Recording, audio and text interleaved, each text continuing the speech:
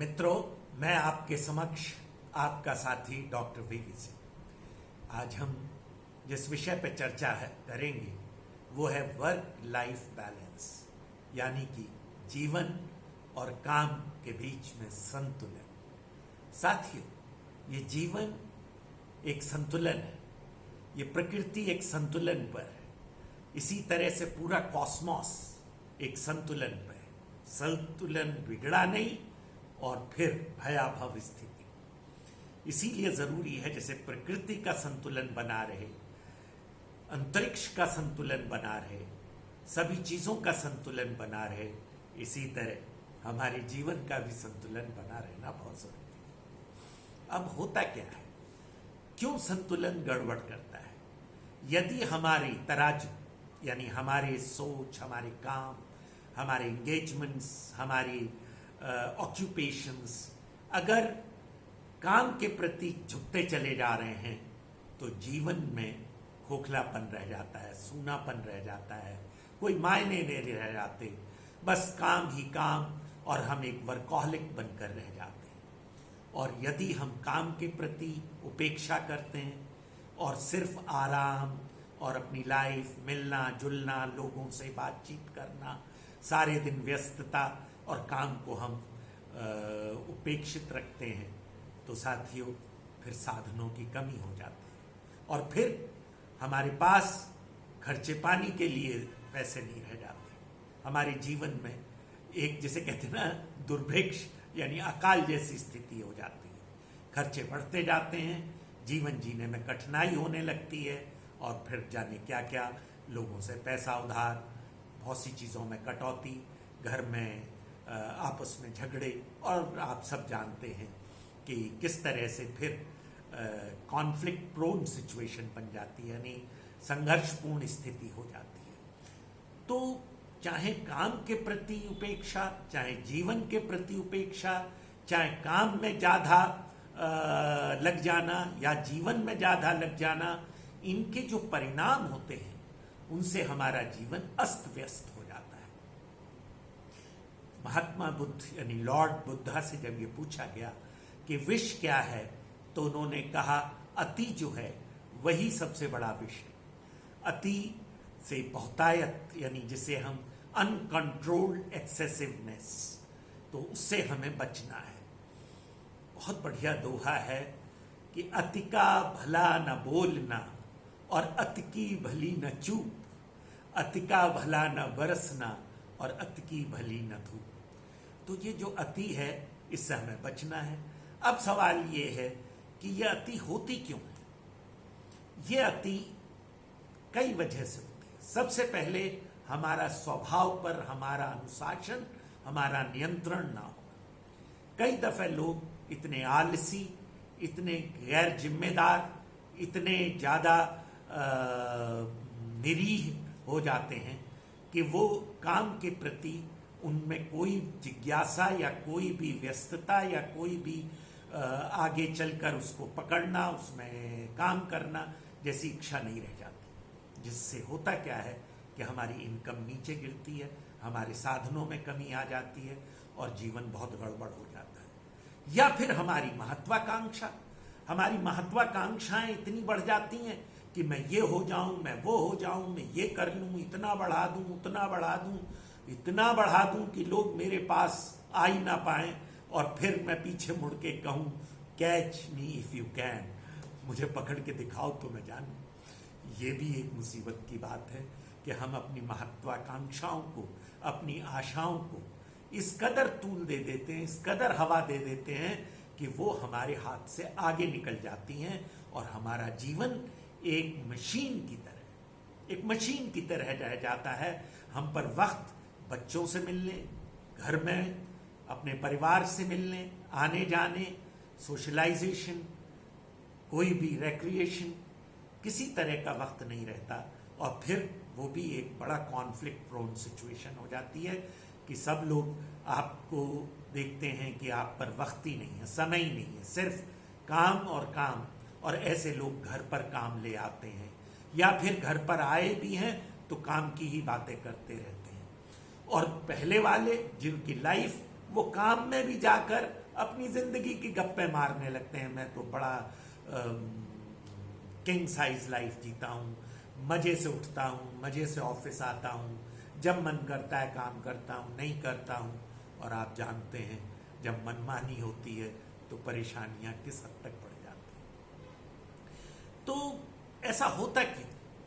ऐसा इसलिए होता है कि हम रॉन्ग प्रायोरिटीज असाइन कर देते हैं, हमारी प्राथमिकताओं में फर्क पड़ जाता है। और जब हमारी प्राथमिकता गड़बड़ा जाती है तो वही हमारा पर्सपेक्टिव हो जाता है। मुझे ये बनना है, मुझे यहाँ तक पहुँचना है, मुझे ये तरक्की करनी है, मैं वहाँ पहुँच जाऊँ। और इसकी वजह क्या है कि हम कंपैरिजन और कंपटीशन में चले जाते हैं। फलाना वहाँ तक पहुँच गया, मेरे साथी वहाँ पहुँच गए, मेरे भाइयों ने ये कर लिया, अजी आप क्या करते हैं, आप तो वहीं के वहीं रह गए, आप देखिए आपके दोस्त कहाँ पहुँच गए, देखिए लोगों पर क्या क्या है, कैसी कारें हैं, कैसी जिंदगी है उनकी। और हम उन दिखावों में, उस रेवेलरी में, उस कंपटीशन में, उस कंपैरिजन में चले जाते हैं और अपने को झोंक देते हैं। और फिर हम ये भूल जाते हैं कि ये जीवन जीने के लिए है, सिर्फ कमाने के लिए। तो काम क्या है? काम साधन, और जीवन क्या है? वो साध्य है। यानी purpose is life, purpose is not work. जो लोग काम को पर्पस बना लेते हैं वो जीवन की उपेक्षा कर देते हैं, या यूं कहें कि उसकी नजरअंदाज कर देते हैं, या उनका ध्यान ही नहीं रहता अपने जीवन पर। उनका स्वास्थ्य, उनकी अपनी हेल्थ संबंधी जरूरतें, उनके जीवन में जो रोमांस, लव, पैशन और लोगों से मिलना जुलना, लोगों के सेलिब्रेशंस में पार्ट लेना, जिंदगी में हंसना, मुस्कुराना, खेलना कूदना, ये सब जीरो हो जाता है। बस सुबेरे से एक जुनून कि मुझे जाना है, देरी हो रही है और भागना है, और फिर लेट घर आना है। और फिर जब आप आते हैं तो आप भी बताइए आप किस काम के रह जाते हैं। जब when you have overrun yourself, जिसे कहते हैं ना, आपने अपनी कैपेसिटी से ज्यादा रोजाना अपना इंजन ज्यादा चला लिया है, तो आप में रह क्या जाता है, बच क्या जाता है, अब जिएंगे क्या? अब जैसे बच्चे कहते हैं चलिए बाहर चलते, अरे भाई मैं बहुत थका हुआ हूं, या आपकी पत्नी कहती हैं, या आपके घर वाले कहते हैं चलो आज उनके यहाँ चलते हैं, आज उनके यहाँ ये सेलिब्रेशन, अरे तुम लोग हो आओ, मेरे बस की बात नहीं है, मैं बहुत थक गया हूँ, मुझे नींद आ रही, मुझे रेस्ट चाहिए। तो ये सारी चीजें हमें अपने जीवन से अलग करनी है। तो साध्य और साधन का फर्क हमें याद रखना है कि जीना हमारी लक्ष्य, हमारा पर्पस है, ध्येय, और काम हमारे साधनों को अरेंज करना, या उन्हें व्यवस्थित करना, या उनको अर्न करना, वो हमारा काम है।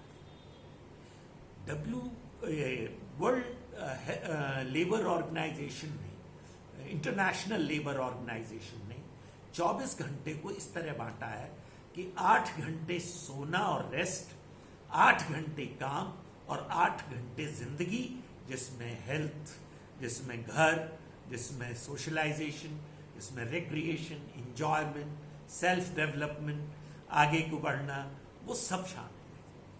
तो जब आप इन 8 घंटों के समीकरण को डिस्टर्ब करते हैं तो वो दूसरे किसी भी जो पोर्शन है उसमें जाकर इम्पिंच करता है और उसको डिस्टॉर्ट करता है, उसको गड़बड़ करता है। जैसे अगर आप 12 घंटे काम कर रहे हैं, या तो नींद को गड़बड़ कर रहे हैं या फिर जीने को गड़बड़ कर रहे हैं।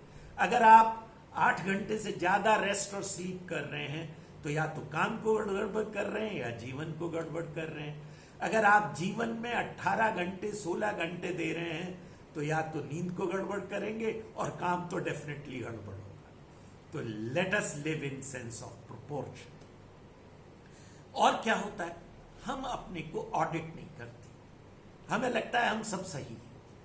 एक सेल्फ राइटियसनेस का एक ऐसा टाइम आ गया है जिससे भी बात पूछो उसे सब तो आता है और उसका सब कुछ सही है और उसको कुछ भी समझाने की जरूरत नहीं है, ना कुछ जानने की जरूरत है, ना कुछ समझने की। काश ऐसा होता, लेकिन ऐसा होता नहीं है साहब। आदमी अपनी गलतियों और अपनी कमजोरियों और अपने उन सब गलत इंगेजमेंट्स को या उन सब प्रश्न जिन पर उठ सकता है, ऐसी बातों को साथ लिए सीने से चपकाए चल रहा है। और अगर कोई उसको पूछ ले तो बस साहब आग लग जाती है, भड़बड़ा जाते हैं, गुस्सा कर जाते हैं, कहते हैं मुझे ज्ञान मत दो, मुझे समझाने की जरूरत नहीं है, मुझे सब पता है, and I am right, I am absolutely fine. और जरा सा हटिए, उनके परिवार वालों से बात करिए तो शिकायतों का पिटारा है। वर्क प्लेस पर boss is not happy, seniors are not happy, मालिक is not happy, government servant हैं तो ऑफिस में लोग खुश नहीं हैं, जनता आपसे खुश नहीं है, और शिकायतें ही शिकायतें। लेकिन कान डाले, सबकी तरफ से इम्यूनिटी, अपनी धुन में लगे हुए हैं, गलत रास्ता पकड़ लिया है, चले चले जा रहे हैं। साथियों, एक बात याद रखिएगा, गलत के परिणाम गलत ही होते हैं। मैं अक्सर इस बात को एम्फसाइज करता हूं, बार बार कहता हूं, रिटरेट करता हूं, बहुत जोर के साथ लगा के बोलता हूं कि please set right your keyboard, please set right your activities, please set right your aims and objectives.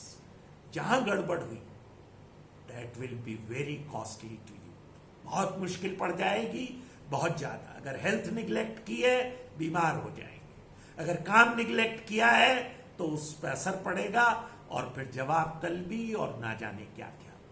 Job छोड़वा दिया, बॉस ने कह दिया आपकी जरूरत नहीं है, और अगर जीवन को निग्लेक्ट कर रहे हैं तो फिर क्या जी रहे हैं? यहां पर कोई मशीन बनने के लिए थोड़े ना आए। इसलिए काम भी करिए, अच्छे से करिए, बढ़िया से करिए। आगे आते हैं, हमें एक चीज हमेशा याद रखनी है कि जब आप सेंस ऑफ प्रोपोर्शन या बैलेंस में जीते हैं तो you are getting best of everything, best of life, best of work. जब मैं कहता हूं बेस्ट ऑफ लाइफ क्या है, तो best of family, best of society, यानी फ्रेंड्स, रिलेटिव्स, आपके दोस्त, आपके रिश्तेदार, आपके जान पहचान, आपके पड़ोस, आपके सगे संबंधी, उन सभी से आपके रिश्ते बहुत अच्छे होते हैं। और मैं पहले भी कह चुका हूं, relationship is money, relationship is strength, relationship is power, relationship is support, relationship is everything। जिसके रिश्ते ही नहीं है वो अकेला है, और अकेले साथ जिंदगी नहीं जी पाते।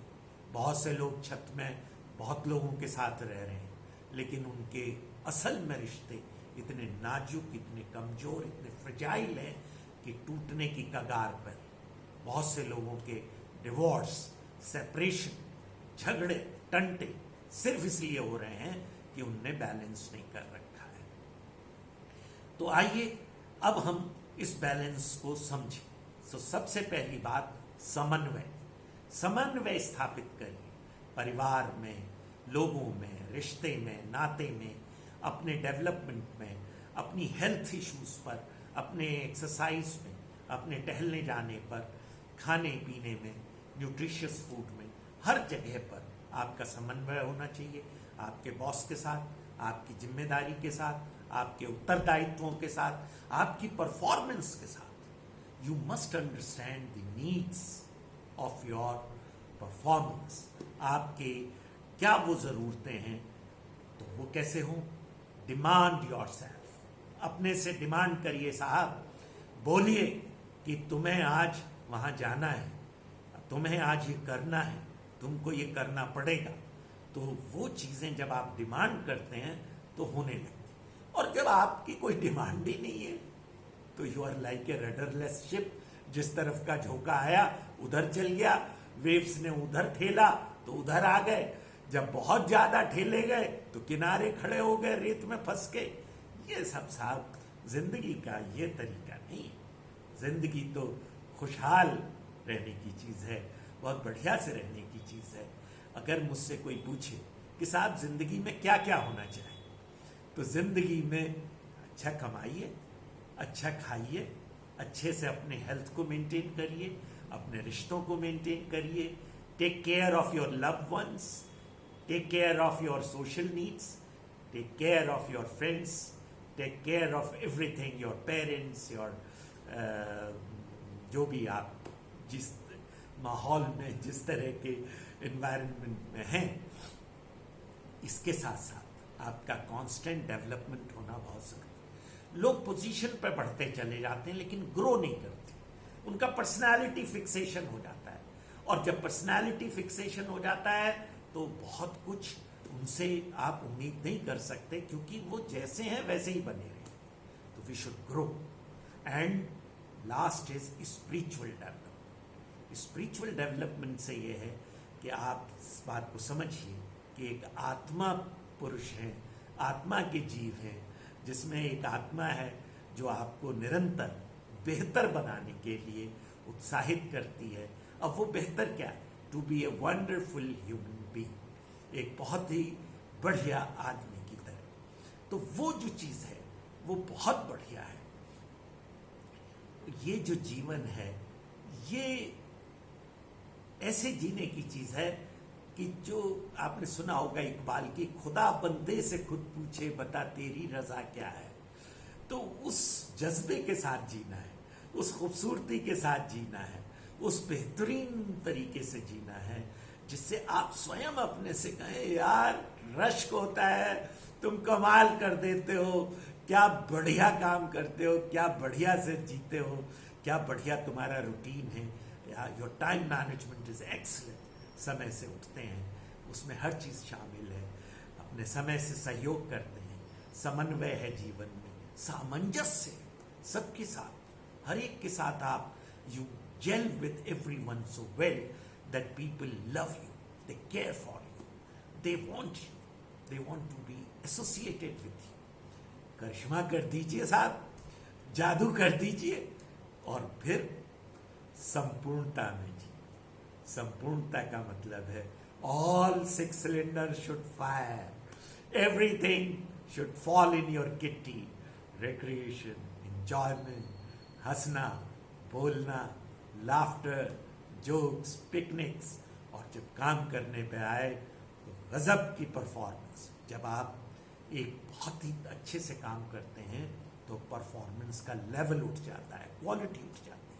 और इसी तरह से जब घर आए, चहकते हुए आइए, हंसते हुए आइए, मुस्कुराते हुए आइए, सबको गले लगाइए, सबके साथ बढ़िया से एंजॉय करिए, साथ रहिए, खाइए पीजिए, मौज और मस्ती और धमाल करते रहिए, बिकॉज लाइफ इज योर्स।